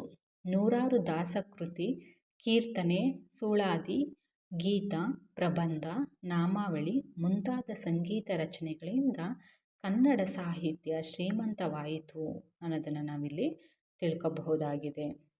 ಹಾಗೆ ತತ್ವಪದಕಾರರು ಕೂಡ ತುಂಬ ಪ್ರಾಮುಖ್ಯತೆಯನ್ನು ವಹಿಸುತ್ತೆ. ಅದರಲ್ಲಿ ವಚನ ಸಾಹಿತ್ಯ, ದಾಸ ಸಾಹಿತ್ಯ, ಪ್ರಾಚೀನ ಕಾವ್ಯಗಳು ಮುಂತಾದ ವಿಚಾರಗಳ ಪ್ರಭಾವಿತರಾದ ಜನರು ತತ್ವಪದಗಳನ್ನು ಕಟ್ತಾರೆ. ಜನಪದ ಕಲಾವಿದರು, ಸಾಧು ಸಂತರು, ಫಕೀರರು ಕಟ್ಟಿದ ಹಾಡುಗಳನ್ನು ತತ್ವಪದಗಳು ಎಂದು ಕರೆಯಬಹುದು. ಅಂದರೆ ತತ್ವಪದಕಾರರು ಅಥವಾ ತತ್ವಪದ ಅಂದರೆ ಏನು ಅಂದರೆ ಜನಪದ ಕಲಾವಿದರು, ಸಾಧು ಸಂತರು, ಫಕೀರರು ಕಟ್ಟಿದ ಹಾಡುಗಳನ್ನು ತತ್ವಪದಗಳು ಎಂದು ನಾವು ಕರೆಯಲಾಗುತ್ತೆ. ಹೀಗೆ 18 ಮತ್ತು 19ನೇ ಶತಮಾನದಲ್ಲಿ ಅನೇಕ ತತ್ವಪದಕಾರರು ಲಿಂಗ ಅಸಮಾನತೆಯ ವಿರುದ್ಧ, ಅಸ್ಪೃಶ್ಯತೆಯ ವಿರುದ್ಧ, ಸುಳ್ಳು ಹೇಳುವುದರ ವಿರುದ್ಧ, ಹಣ ಸಂಪಾದನೆ ವಿರುದ್ಧ ಮತ್ತು ಪದಗಳಲ್ಲಿ ವ್ಯಂಗ್ಯವಾಡಿದ್ದಾರೆ. ಈ ಎಲ್ಲದರಿಂದ ಏನು ಮಾಡಿದ್ದಾರೆ, ಪದಗಳನ್ನು ವ್ಯಂಗ್ಯವಾಗಿ ಹಾಡಿದ್ದಾರೆ. ಹಾಗೆ ಚೆನ್ನೂರ, ಜಲಾಲ್ ಸಾಬ್, ಹನುಮಂತವ್ವ ಮುಂತಾದವರು ಕೂಡ ತತ್ವಪದಗಳನ್ನು ರಚಿಸಿದ್ದಾರೆ. ಅನೇಕ ಅನಕ್ಷರಸ್ಥರು ಕೂಡ ತತ್ವಪದಗಳನ್ನು ಕಟ್ಟಿ ಹಾಡಿದ್ದಾರೆ. ಹೀಗೆ ಆಧುನಿಕ ಕಾಲಕ್ಕೆ ಬಂದರೆ ಕಲಬುರಗಿ ವಿಭಾಗದಲ್ಲಿ ಸಾಹಿತ್ಯ ಕ್ಷೇತ್ರವನ್ನು ಶ್ರೀಮಂತಗೊಳಿಸಿದವರೆಂದರೆ ಸಿದ್ದಯ್ಯ ಪುರಾಣಿಕ, ಜಯತೀರ್ಥ ರಾಜಪುರೋಹಿತ, ಶಾಂತರಸ, ಪಂಡಿತ ತಾರನಾಥ, ಬೀಚಿ, ಮುದೇನೂರ ಸಂಗಣ್ಣ, ಸಿಂಪಿ ಲಿಂಗಣ್ಣ, ಶ್ರೀಮತಿ ಶೈಲಜಾ ಜಡಚಣ, ಜಯದೇವಿ ತಾಯಿ ಲಿಗಾಡೆ, ಚೆನ್ನಣ್ಣ ವಾಲಿಕಾರ, ಜಂಬಣ್ಣ, ಅಮರ ಚಿಂತ ಮುಂತಾದವರು ಕೂಡ ಆಧುನಿಕ ಕಾಲಕ್ಕೆ ಸಂಬಂಧಪಟ್ಟಂಗೆ ಸಾಹಿತ್ಯ ಕ್ಷೇತ್ರವನ್ನು ಶ್ರೀಮಂತಗೊಳಿಸಿದವರು ಅಂತ ನಾವಿಲ್ಲಿ ಹೇಳ್ಬೋದು. ಹೀಗೆ ಸಂಗೀತ ಕ್ಷೇತ್ರಕ್ಕೆ ಕಲಬುರಗಿ ವಿಭಾಗ ಅಪಾರ ಕೊಡುಗೆಯನ್ನು ನೀಡಿರುವಂಥದ್ದನ್ನ ನಾವು ಕಾಣಬಹುದಾಗಿದೆ. ಹಾಗೆ ಇಲ್ಲಿ ಕಲಬುರಗಿ ಕಂದಾಯ ವಿಭಾಗಕ್ಕೆ ಸಂಬಂಧಪಟ್ಟಂಗೆ ನಾವು ನೋಡುವಂತಹ ಸಂದರ್ಭದಲ್ಲಿ ಯಾವ್ಯಾವ ರೀತಿ ಇದೆ ಕಲೆ ಮತ್ತು ಸಾಹಿತ್ಯ ಯಾವ ರೀತಿ ಪ್ರಾಮುಖ್ಯತೆಯನ್ನು ನೀಡ್ತು ಅನ್ನೋದನ್ನು ನಾವು ತಿಳ್ಕೊಂಡ್ವಿ. ಅದ್ರ ಜೊತೆಗೆ ಜಂಬಲ ದಿನ್ನಿ, ಪಂಡಿತ್ ತಾರನಾಥ, ಗಂಜಲ್ ಗುಂಡಮ್ಮ, ಸುಭದ್ರಮ್ಮ, ಮನ್ಸೂರು ಮುಂತಾದವರು ಕೂಡ ಪ್ರಾಮುಖ್ಯತೆಯನ್ನು ಸಂಗೀತ ಕ್ಷೇತ್ರಕ್ಕೆ ಕಾಣಿಕೆಯನ್ನು ನೀಡಿದ್ದಾರೆ. ಹೀಗೆ ಚಿತ್ರಕಲೆಯ ಪ್ರಸಿದ್ಧರಾದಂತಹ ಎಸ್.ಎಂ. ಪಂಡಿತ್ ಅವರ ಹೆಸರು ಮುಂಚೂಣಿಯಲ್ಲಿದೆ. ಹಾಗೆ ಜನಪದ ನಾಟಕಕ್ಕೆ ಬಂದರೆ ಕಲಬುರಗಿ ವಿಭಾಗದಲ್ಲಿ ದೊಡ್ಡಾಟ, ಸಣ್ಣಾಟ, ತೊಗಲು ಗೊಂಬೆ ಪ್ರದರ್ಶನ ಮುಂತಾದವು ಕೂಡ ಪ್ರಚಲಿತಿಯಲ್ಲಿರುವುದನ್ನು ನಾವು ಕಾಣಬಹುದು. ಹಾಗೆ ತೊಗಲು ಬೊಂಬೆಯಾಟದಲ್ಲಿ ಬೆಳಗಲ್ ವೀರಣ್ಣ ಕೂಡ ಪ್ರಸಿದ್ಧಿ ಆಗಿರುವಂಥದ್ದನ್ನು ನಾವು ಕಾಣಬಹುದು. ಹೀಗೆ ನಂದಿ ಕುಣಿತ, ಹಲಾವಿ ಕುಣಿತ, ಚೌಡಮ್ಮನ ಕುಣಿತ, ಲಂಬಾಣಿ ಕುಣಿತ, ಕೋಲಾಟ, ವೀರಗಾಸೆ, ದುರಗ ಮುರಗಿ ಮುಂತಾದ ಜನಪದ ಕಲಾ ಪ್ರಕಾರಗಳಿವೆ. ಹಾಗೆ ಕರಡಿ ಮಜಲು, ಸಿಳ್ಳೆ ಕ್ಯಾತರ ಆಟ, ಮೊಹರಂ ಕುಣಿತ, ಹಗಲು ವೇಷಗಾರರು ಮುಂತಾದವರು ಕೂಡ ಜನಪದ ಪ್ರಕಾರಗಳಿವೆ. ಹಾಗೆ ಜನಪದ ಪ್ರಕಾರಗಳನ್ನು ನಾವು ಇಲ್ಲಿ ಮೊಹರಂ ಕುಣಿತ, ಹಗಲು ವೇಷಗಾರ, ಕರಡಿ ಮಜಲ, ಸಿಳ್ಳೆ ಕ್ಯಾತರ ಆಟ ಅಂತ ನಾವು ಕರಿತೀವಿ. ಹಾಗೆ ಬೀದರ್ ಜಿಲ್ಲೆಯ ಬಿದರಿ ಕಲೆ, ಕಿನ್ನಾಳದ ಗೊಂಬೆಗಳು, ಕೊಪ್ಪಳ ಜಿಲ್ಲೆಯ ಕೌದಿಗಳು ಮುಂತಾದವುಗಳ ಪ್ರಚಲಿತದಲ್ಲಿರುವಂತಹ ಸಾಂಪ್ರದಾಯಿಕ ಕಲೆಗಳಾಗಿ ನಾವು ನೋಡಬಹುದು. ಇದಿಷ್ಟನ್ನು ಕೂಡ ಕಲೆ ಮತ್ತು ಸಾಹಿತ್ಯಕ್ಕೆ ಸಂಬಂಧಪಟ್ಟಂಗೆ ನಾವು ನೋಡಿದ್ವಿ. ಈಗ ಶಿಕ್ಷಣ ಮತ್ತು ಆರೋಗ್ಯಕ್ಕೆ ಸಂಬಂಧಪಟ್ಟಂಗೆ ನಾವು ನೋಡೋದಾದರೆ ನಮ್ಮ ರಾಜ್ಯದಲ್ಲಿ ಶೈಕ್ಷಣಿಕವಾಗಿ ಹಿಂದುಳಿದ ಜಿಲ್ಲೆಗಳಾದಂಥದ್ದು ಅಂದರೆ ಯಾದಗಿರಿ, ರಾಯಚೂರು ಜಿಲ್ಲೆಗಳು ಕಲಬುರಗಿ ವಿಭಾಗದಲ್ಲಿವೆ. ಇವೆರಡೂ ಕೂಡ ಯಾದಗಿರಿ, ರಾಯಚೂರು ಜಿಲ್ಲೆಗಳು ಕಲಬುರಗಿ ವಿಭಾಗಕ್ಕೆ ಸೇರಲ್ಪಟ್ಟಿದೆ. ಹೀಗೆ ಶೈಕ್ಷಣಿಕ ಪ್ರಗತಿಯ ಸೂಚಿಯಾದಂತಹ ಸಾಕ್ಷರತೆಯ ಪ್ರಮಾಣ ಇಲ್ಲಿ ಕೆಳಮಟ್ಟದಲ್ಲಿವೆ ಕೆಳಮಟ್ಟದಲ್ಲಿದೆ. ಇತ್ತೀಚೆಗೆ ನೋಡೋದಾದರೆ ಸಾಕ್ಷರತೆಯ ಮಟ್ಟ ಉತ್ತಮವಾಗಿರುವಂಥದ್ದನ್ನು ನಾವು ಕಾಣಬಹುದು. ಈ ವಿಭಾಗದ ಕಲಬುರಗಿ ನಗರದಲ್ಲಿ ಹಾಗೆ ವಿಶ್ವವಿದ್ಯಾಲಯಗಳನ್ನು ನಾವು ಕಾಣ್ತೀವಿ. ಅಂದರೆ ಶಿಕ್ಷಣಕ್ಕೆ ಸಂಬಂಧಪಟ್ಟಂಗೆ ವಿಶ್ವವಿದ್ಯಾಲಯಗಳು ಕೂಡ ಇಲ್ಲಿ ಸ್ಥಾಪನೆ ಆಗಿರುವಂಥದ್ದನ್ನು ನಾವು ಕಾಣಬಹುದು. ಅದರಲ್ಲಿ ಯಾವುದು ಅಂದರೆ ಕಲಬುರಗಿ ನಗರದಲ್ಲಿ ಗುಲ್ಬರ್ಗ ವಿಶ್ವವಿದ್ಯಾಲಯವನ್ನು ನಾವು ಕಾಣಬಹುದು. ಹಾಗೆ ಇಲ್ಲಿ ಕರ್ನಾಟಕದ ಕೇಂದ್ರೀಯ ವಿಶ್ವವಿದ್ಯಾಲಯವಿದೆ. ರಾಯಚೂರು ಜಿಲ್ಲೆಯಲ್ಲಿ ಕೃಷಿ ವಿಶ್ವವಿದ್ಯಾಲಯವಿದೆ ಮತ್ತು ಬಳ್ಳಾರಿಯಲ್ಲಿ ವಿಜಯನಗರ ಶ್ರೀಕೃಷ್ಣ ದೇವರಾಯ ವಿಶ್ವವಿದ್ಯಾಲಯವಿದೆ. ಹಾಗೂ ವಿಜಯನಗರ ಜಿಲ್ಲೆಯ ಹಂಪಿ ಪ್ರದೇಶದಲ್ಲಿ ಕನ್ನಡ ವಿಶ್ವವಿದ್ಯಾಲಯವಿದೆ. ಹಾಗೆ ಬೀದರಿನಲ್ಲಿ ಪಶುಸಂಗೋಪನಾ ಮತ್ತು ಮೀನುಗಾರಿಕೆ ವಿಶ್ವವಿದ್ಯಾಲಯವಿದೆ. ಹೀಗೆ ಕಲಬುರಗಿಯಲ್ಲಿ ಪ್ರಸಿದ್ಧ ಬುದ್ಧ ವಿಹಾರವಿದೆ. ಇದೆಲ್ಲವೂ ಕೂಡ ಶಿಕ್ಷಣಕ್ಕೆ ಸಂಬಂಧಪಟ್ಟಂಗೆ ನಾವು ನೋಡ್ಬೋದು. ಹಾಗೆ ಆರೋಗ್ಯಕ್ಕೆ ಸಂಬಂಧಪಟ್ಟಂಗೆ ನಾವು ನೋಡೋದಾದರೆ ಬಳ್ಳಾರಿ, ಕಲಬುರಗಿ, ರಾಯಚೂರು, ಬೀದರ್ನಲ್ಲಿ ವೈದ್ಯಕೀಯ ಕಾಲೇಜುಗಳನ್ನು ನಾವು ಕಾಣ್ಬೋದು. ಹಾಗೆ ಪ್ರತಿ ಜಿಲ್ಲೆಯಲ್ಲಿ ಜಿಲ್ಲಾ ಆಸ್ಪತ್ರೆಗಳನ್ನು ಒಳಗೊಂಡಿದೆ. ಗ್ರಾಮೀಣ ಪ್ರದೇಶದ ಜನರಿಗೆ ಆರೋಗ್ಯ ಒದಗಿಸುವ ಆರೋಗ್ಯ ಉಪಕೇಂದ್ರಗಳನ್ನು ನಾವು ನೋಡ್ಬೋದು. ಹಾಗೆ ಶಿಕ್ಷಣ ಮತ್ತು ಆರೋಗ್ಯ ಕ್ಷೇತ್ರದಲ್ಲಿ ಪ್ರಗತಿ ತೀವ್ರಗತಿಯಲ್ಲಿ ನಡೆಯುತ್ತಿದೆ. ಇಲ್ಲಿ ದೊಡ್ಡದಾದ ESI ಆಸ್ಪತ್ರೆಯು ಕೂಡ ಇರುವಂಥದ್ದನ್ನು ನಾವು ನೋಡ್ಬೋದು. ಹೀಗೆ ಇದಿಷ್ಟನ್ನು ಕೂಡ ಆರೋಗ್ಯ ಮತ್ತು ಶಿಕ್ಷಣಕ್ಕೆ ಸಂಬಂಧಪಟ್ಟಂಗೆ ನೋಡಿದ್ವಿ. ಹಾಗೆ ಸಾಂಸ್ಕೃತಿಕ ಸಂಪತ್ತನ್ನು ನಾವು ನೋಡೋದಾದರೆ ಸಂಗೀತ, ಸಾಹಿತ್ಯ, ಚಿತ್ರಕಲೆ, ಜಾನಪದ, ನಾಟಕ, ನೃತ್ಯ ಮುಂತಾದ ಕ್ಷೇತ್ರಗಳಲ್ಲಿ ಕಲಬುರಗಿ ವಿಭಾಗದ ಜಿಲ್ಲೆಗಳಿಗೆ ನಾಡುಗೆ ಅಪಾರ ಕಾಣಿಕೆ ನೀಡಿವೆ. ಹಾಗೆ ಕರ್ನಾಟಕ ಪ್ರಾಚೀನ 4 ಮಹತ್ವವಾದ ರಾಜಮನೆತನಗಳಿವೆ. ಇದು ಆಶ್ರಯ ನೀಡುತ್ತಾ ಬಂದಿದೆ. ಅವು ಯಾವುವು ಅಂದರೆ ರಾಷ್ಟ್ರಕೂಟ, ಕಲ್ಯಾಣ ಚಾಲುಕ್ಯರು, ಬಹುಮನಿ ಮತ್ತು ವಿಜಯನಗರ ಸಾಮ್ರಾಜ್ಯಗಳು. ಈ ರಾಜಮನೆತನಗಳ ಆಳ್ವಿಕೆಯಲ್ಲಿ ಸಾಹಿತ್ಯ, ಕಲೆ, ಸಂಗೀತಗಳಿಗೆ ಪ್ರೋತ್ಸಾಹ ದೊರೆತಿವೆ. ಹಾಗೆ ವೃತ್ತಿ ರಂಗಭೂಮಿಗೂ ಕೂಡ ಈ ವಿಭಾಗ ಹೆಸರುವಾಸಿಯಾಗಿರುವಂಥದ್ದನ್ನು ನಾವು ನೋಡ್ಬೋದು.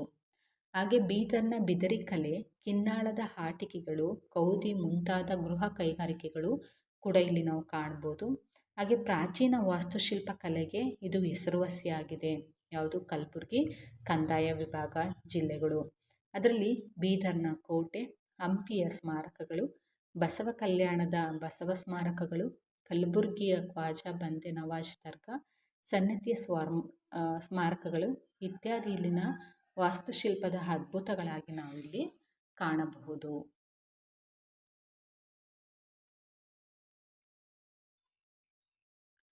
ಹಾಗೆ ಸ್ವತಂತ್ರ ಹೋರಾಟಗಾರರನ್ನು ನಾವು ನೋಡ್ತಾ ಹೋಗೋಣ.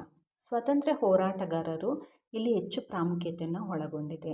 ಕರ್ನಾಟಕದ ಇತರ ಭಾಗಗಳಲ್ಲಿ ಭಾರತದ ಸ್ವಾತಂತ್ರ್ಯಕ್ಕೆ ಮತ್ತು ಕರ್ನಾಟಕ ಏಕೀಕರಣಕ್ಕಾಗಿ ಹೋರಾಟ ನಡೆಸಿದರೆ ಕಲಬುರಗಿ ವಿಭಾಗದಲ್ಲಿ ಜನರು ಮಾತ್ರ ಸ್ವಾತಂತ್ರ್ಯ ಹೋರಾಟ, ನಿಜಾಂ ಸಂಸ್ಥಾನದ ವಿಮೋಚನಾ ಚಳುವಳಿ ಮತ್ತು ಕರ್ನಾಟಕ ಏಕೀಕರಣ ಚಳುವಳಿಗಳಲ್ಲಿ ಭಾಗವಹಿಸಬೇಕಾಯಿತು. ಹೀಗೆ ಸ್ವಾತಂತ್ರ್ಯ ಚಳುವಳಿಗೆ ಸಂಬಂಧಿಸಿದಂತೆ ಕಲಬುರಗಿ ವಿಭಾಗದಲ್ಲಿ ನಡೆದ 2 ಬೆಳವಣಿಗೆಗಳನ್ನು ಉಲ್ಲೇಖಿಸಬೇಕು. ಮೊದಲನೆಯದು, ಜನರಲ್ಲಿ ರಾಷ್ಟ್ರೀಯ ಚಳುವಳಿ ಬಗ್ಗೆ ಜಾಗೃತಿ ಮೂಡಿಸುವ ಉದ್ದೇಶದಿಂದ ಆರಂಭಿಸಲಾದಂತಹ ವಾಚನಾಲಯ ಚಳುವಳಿ ಮತ್ತು ಎರಡನೆಯದು, ಮಕ್ಕಳಿಗೆ ಶಿಕ್ಷಣ ನೀಡುವುದಕ್ಕಾಗಿ ಮತ್ತು ಸ್ವಾತಂತ್ರ್ಯ ಹೋರಾಟದ ಬಗ್ಗೆ ತರಬೇತಿ ನೀಡಲು ರಾಷ್ಟ್ರೀಯ ಶಾಲೆಗಳ ಸ್ಥಾಪನೆ. 4 ರಾಷ್ಟ್ರೀಯ ಶಾಲೆಗಳು ಸ್ಥಾಪಿಸಲ್ಪಟ್ಟ ಅವುಗಳೆಂದರೆ ಮೊದಲನೇದು ನೂತನ ವಿದ್ಯಾಲಯ ಕಲಬುರಗಿ 1907 ಅಂದರೆ 1907ರಲ್ಲಿ ನೂತನ ವಿದ್ಯಾಲಯ ಕಲಬುರಗಿಯಲ್ಲಿ ಸ್ಥಾಪನೆ ಆಗುತ್ತೆ. ಎರಡನೇದು ಉಸ್ಮಾನಿಯಾ ರಾಷ್ಟ್ರೀಯ ಶಾಲೆ ಚಿಂಚೋಳಿಯಲ್ಲಿದೆ. ಹಾಗೆ ಮೂರನೇದು ವಿದ್ಯಾನಂದ ಗುರುಕುಲ ಕುಕನೂರು 1922ರಲ್ಲಿ ಇದು ಸ್ಥಾಪನೆ ಮಾಡಲಾಗುತ್ತೆ. ಹಮ್ದರ್ದ್ ರಾಷ್ಟ್ರೀಯ ಶಾಲೆ ರಾಯಚೂರು, ಇದು ಕೂಡ 1922ಅಲ್ಲಿ ಸ್ಥಾಪನೆಯಾಗುತ್ತೆ. ಹೀಗೆ ಈ ವಿಭಾಗದಲ್ಲಿ ಸ್ವತಂತ್ರ ಚಳುವಳಿಗೆ ಪ್ರೇರಣೆ ನೀಡಿದಂತಹ ಆರ್ಯ ಸಮಾಜದಿಂದ ಮತ್ತು ವಂದೇ ಮಾತರಂ ಚಳುವಳಿಗಳಿಂದ ಬರುತ್ತೆ. ಮಹಗಾಂವ್ನ ಕಲ್ಯಾಣ ಶೆಟ್ಟಿ ಅವರು ಸ್ವಾತಂತ್ರ್ಯ ಹೋರಾಟ ನಡೆಸಲು ತರುಣ ಸಂಘವನ್ನು ಕೂಡ ಕಟ್ತಾರೆ. ಹಾಗೆ ಮಹಗಾಂವ್ನ ಚಂದ್ರಶೇಖರ ಪಾಟೀಲ್ ಅವರ ಅಧ್ಯಕ್ಷರಾಗಿ ಅದನ್ನು ಮುನ್ನಡೆಸ್ತಾರೆ. ಅದಾದ ನಂತರ ಶ್ರೀ ರಮಾನಂದ ತೀರ್ಥ ಅವರು ಈ ವಿಭಾಗದ ಪ್ರಮುಖ ಸ್ವಾತಂತ್ರ್ಯ ಹೋರಾಟಗಾರರಾಗಿ ನಾವು ಕಾಣಬಹುದು. ಇವರಲ್ಲದೆ ನೂರಾರು ಜನರು ಕೂಡ ಸ್ವತಂತ್ರ ಹೋರಾಟದಲ್ಲಿ ಭಾಗವಹಿಸಿದ್ದಾರೆ. ಹಾಗೆ ನಿಜಾಂಶಾಹಿ ವಿಮೋಚನಾ ಚಳವಳಿಯಲ್ಲಿ ಪ್ರಮುಖ ಪಾತ್ರ ವಹಿಸಿದವರಲ್ಲಿ ಸರ್ದಾರ್ ಶರಣಗೌಡ ಇನಾಮದಾರರು ಕೂಡ ಪ್ರಮುಖರಾಗಿದ್ದಾರೆ. ಹೀಗೆ ನಿಜಾಮನ ಖಾಸಗಿ ಸೈನ್ಯ ರಜಾಕಾರರು ಕಲಬುರ್ಗಿ ವಿಭಾಗದಲ್ಲಿನ ನಾಗರಿಕರ ಮೇಲೆ ಅಪಾರ ಹಿಂಸೆ ನಡೆಸಿದರು. ಅವರ ವಿರುದ್ಧ ಜನರು ತೀವ್ರ ವಿರೋಧ ವ್ಯಕ್ತಪಡಿಸಿದರು. ಭಾರತಕ್ಕೆ ಆಗಸ್ಟ್ 15, 1947ರಲ್ಲಿ ಸ್ವತಂತ್ರ ಬಂದಿತ್ತೆ. ಆದರೆ ಸೆಪ್ಟೆಂಬರ್ 17, 1948ರಂದು ನಿಜಾಂ ಸಂಸ್ಥಾನ ಭಾರತ ಗಣರಾಜ್ಯದಲ್ಲಿ ವಿಲೀನಗೊಳ್ಳುತ್ತೆ. ಹೀಗೆ ಹೈದರಾಬಾದ್ ಸಂಸ್ಥಾನದ ಹೈದರಾಬಾದ್ ನಿಜಾಮನಿಂದ ಅವನ ಅಧಿಕಾರಕ್ಕೆ ಒಳಪಟ್ಟಂತಹ ಪ್ರದೇಶಗಳು ಏನು ಮಾಡುತ್ತೆ, ಭಾರತಕ್ಕೆ 1948ರಲ್ಲಿ ಸೆಪ್ಟೆಂಬರ್ 17ರಂದು ವಿಲೀನ ಆಗುವಂಥದ್ದನ್ನ ನಾವು ಕಾಣಬಹುದು. ಇದಿಷ್ಟನ್ನು ಕೂಡ ಕಲಬುರ್ಗಿ ಕಂದಾಯ ವಿಭಾಗಕ್ಕೆ ಸಂಬಂಧಪಟ್ಟಂಗೆ ಪ್ರಾಕೃತಿಕ ವಿಭಾಗ ಆಗಿರ್ಬೋದು, ಸ್ವತಂತ್ರ ಹೋರಾಟಗಾರರು ಕಲೆ ಮತ್ತು ಸಾಹಿತ್ಯಕ್ಕೆ ನೀಡಿರುವಂತಹ ಕೊಡುಗೆಗಳಾಗಿರ್ಬೋದು, ಇದು ಶಿಕ್ಷಣ ಆಗಿರ್ಬೋದು, ಆರೋಗ್ಯಕ್ಕೆ ಸಂಬಂಧಪಟ್ಟ ಈ ಎಲ್ಲವೂ ಕೂಡ ನಾವು ಇಲ್ಲಿ ಕಾಣಬಹುದಾಗಿದೆ. ಹೀಗಾಗಿ ಈ ವಿಡಿಯೋ ನಿಮಗೆ ಇಷ್ಟ ಆಗಿದ್ದರೆ ಲೈಕ್ ಮಾಡಿ, ಶೇರ್ ಮಾಡಿ, ಹಾಗೆ ಸಬ್ಸ್ಕ್ರೈಬ್ ಮಾಡಿ ಅಂತ ಹೇಳ್ತಾ ನನ್ನ ಮಾತನ್ನು ಮುಗಿಸ್ತೀನಿ. ಧನ್ಯವಾದಗಳು.